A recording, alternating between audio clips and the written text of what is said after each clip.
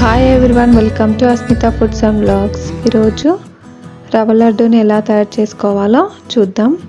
ముందుగా stove on చేసి pan పెట్టుకొని 2 టేబుల్ స్పూన్ల నెయ్యి వేసుకోవాలి. నెయ్యి వేడైన తర్వాత కొన్ని జీడిపప్పుల్ని వేసుకొని లైట్ బ్రౌన్ కలర్ వచ్చేంత వరకు వేయించుకోవాలి.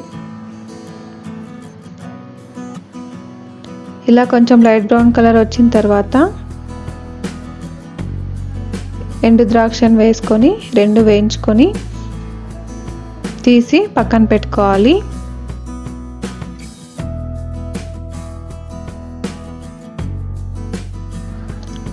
అదే నెయ్యిలో 1 కప్పు బొంబాయి రవ్వను వేసుకోవాలి.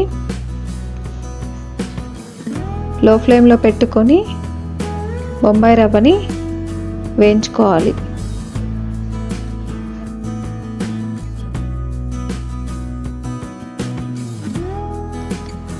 ఇప్పుడు కొంచెం కలర్ చేంజ్ అవుతుంది కదా, లైట్ బ్రౌన్ కలర్ వచ్చేంత వరకు వేయించుకోవాలి.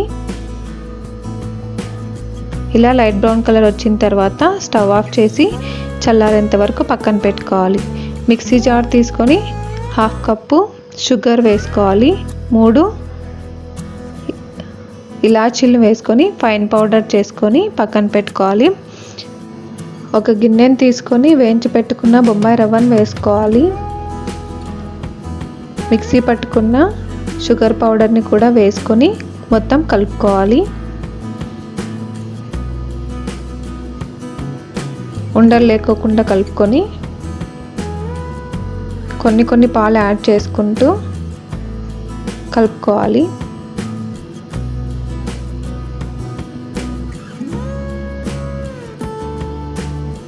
మన ఛానల్ని ఫస్ట్ టైం చూస్తున్న వారైతే మరిన్ని వీడియోస్ కోసం సబ్స్క్రైబ్ చేసుకోండి.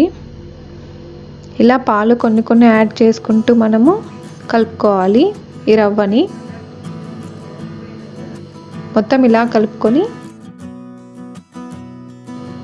వేయించి పెట్టుకున్న డ్రై ఫ్రూట్స్ని వేసుకోవాలి. వేసుకొని అంతా కలుపుకొని ఒక 5 గంటల సేపు మనం నాననివ్వాలి. ఇది ఎంత బాగా నానితే లడ్డూలు అంత సాఫ్ట్గా వస్తాయి.